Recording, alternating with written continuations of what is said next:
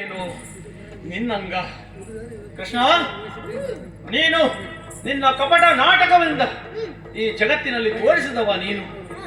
ಕಪಟ ಎಂದರೆ ಋಣ, ನಾಟಕ ಎಂದರೆ ಋಣ.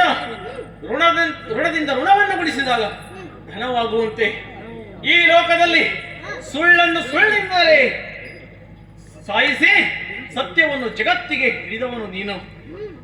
ಇಂದಲ್ಲ ಮೊದಲು ಸಹ ಅನೇಕ ಕಪಟ ನಾಟಕವನ್ನು ಪ್ರಯೋಗಿಸಿ ಪಾಂಡವರಿಗೆ ಜಯವನ್ನು ಇತ್ತವ ನೀನು. ಇದು ಹಿಂದಿನ ಸಂದರ್ಭವನ್ನು ನೆನಪಿಸಿಕೊ. ಮಾಗದ ವಧೆ ಇರಬಹುದು, ಸೈಂಧವ ವಧೆ ಇರಬಹುದು, ಎಲ್ಲ ಕಾರ್ಯಕ್ರಮಗಳಲ್ಲಿ ನಿನ್ನ ಕಪಟ ನಾಟಕವನ್ನು ಉಪಯೋಗಿಸಿ ಪಾಂಡವರಿಗೆ ಜಯವನ್ನು ಇತ್ತು.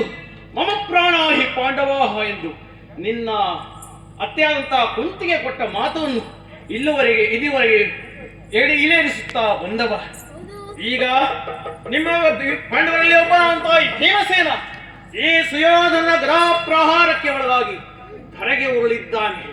ಇಲ್ಲಿ ನಿನ್ನ ಕಪಟ ನಾಟಕ ಏನು ಎಂದು ನಾನು ಕಾದು ನೋಡುತ್ತಾ ಇದ್ದೇನೆ.